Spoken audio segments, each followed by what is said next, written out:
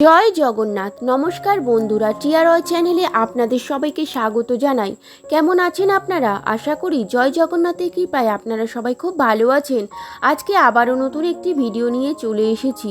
সেটি হলো জগন্নাথের রথযাত্রার এই শুভ দিনে খুব সহজে রথ দেখতে গিয়ে মাত্র এই তিনটি কাজ বা এই তিনটি কাজের মধ্যে একটি কাজ করলে আপনার মনের আশা পূরণ হবেই হবে।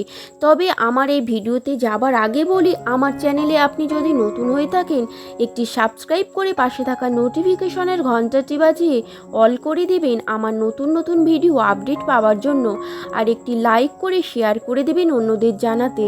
তবে অবশ্যই জগন্নাথ দেবের কৃপার লাভ পেতে কমেন্ট বক্সে লিখুন জয় জগন্নাথ। কিছুদিন আগে জগন্নাথ প্রভু, বলরাম প্রভু ও সুভদ্রা দেবী অত্যন্ত গরমের জন্য শরীরকে শীতল করার জন্য স্নানযাত্রার পর্ব সেরে তিনজনেই জ্বরে কাবু হয়ে গিয়েছিলেন এবং বৈদ্য ওষুধ সেবন করে তাড়াতাড়ি সুস্থ হয়ে মাসির বাড়ি যাবার প্রবল ইচ্ছে হয়। তাই জগন্নাথ প্রভু, বলরাম প্রভু ও দেবী সুভদ্রা তিনজনে মাসির বাড়ি যাবার উদ্দেশ্যেই রথযাত্রা। আজ ইংরাজি 27শে জুন 2025, বাংলার 12ই আষাঢ় 1432 শুক্রবার।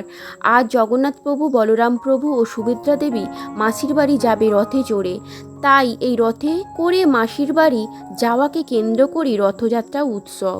আজকের দিনে রথ দেখা মানে খুব সৌভাগ্য বলে মনে করা হয়। অম্বুবাচীর পর আজকের দিনে চাষিরা, সকল মানুষেরা খুব সৌভাগ্যের দিন বলে মনে করেন। তাই আজকের দিনে চাষিরা চাষাবাদ করেন, আবার ছোট গাছ, চারা গাছ লাগানোর কথা ভাবেন। অনেক মানুষ আজকের দিনে গৃহপ্রবেশ করেন, আবার আজকের দিনে অনেকের বাড়িতে জগন্নাথ দেবের পূজা ধুমধাম করে হয়। আবার অনেকের বাড়িতে ছোট ছোট রথ বা বড় রথ বের করার মতো শুভ কাজও করেন। রথ দেখতে তো সকলেই যায়, তবে রথ শুধু রথ দেখলে হবে না। রথের ভিতরে জগন্নাথ প্রভু, বলরাম প্রভু ও দেবী সুভদ্রা থাকেন। তাদের তিনজনকেই দর্শন করতে হয় এবং দর্শন করবেন 1 টাকা কিংবা 5 টাকা, 10 টাকা দিয়ে। তিন দেবদেবীকে দর্শন করে আসবেন, তাতে নাকি অজান্তেই সৌভাগ্য লাভ পাওয়া যায় এবং প্রভু জগন্নাথ, প্রভু বলরাম, দেবী সুভদ্রা রথের দড়ি টানলে মনের আশা অবশ্যই পূরণ হবে। রথের দড়ি টানতে টানতে আপনারা দুঃখের কথা জগন্নাথ প্রভুকে জানান, দেখবেন আপনার দুঃখ কষ্ট দূর হয়ে গেছে। কেউ যদি রথের দড়ি টানতে সুযোগ পাচ্ছেন না, তবে জগন্নাথ প্রভুর রথের দড়ি অবশ্যই স্পর্শ করবেন। জগন্নাথ প্রভু রথের দড়ি টানাটাও একটা সৌভাগ্যের।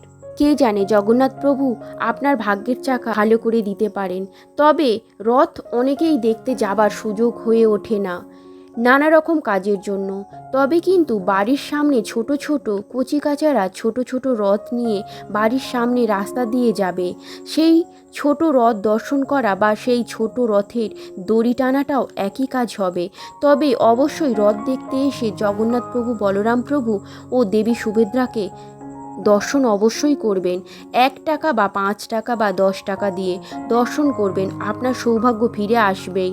রথের দিনে কেউ যদি 250 গ্রাম 500 গ্রাম বাতাসা রথের সামনে লুট দেন, খুব ভালো হয়, শরীরের অসুখ বিসুখ দূর হয়। তাহলে বন্ধুরা, রথ দেখতে অবশ্যই যাবেন, আর রথ দেখতে গিয়ে জগন্নাথ প্রভুকে 1 টাকা দিয়ে দর্শন করে রথের দড়ি টেনে অবশ্যই আসবেন। তবে এগুলো যদি কেউ না করতে পারেন, তাহলে সবার বাড়িতে অবশ্যই জগন্নাথ প্রভুর ফটো বা বিগ্রহ আছে।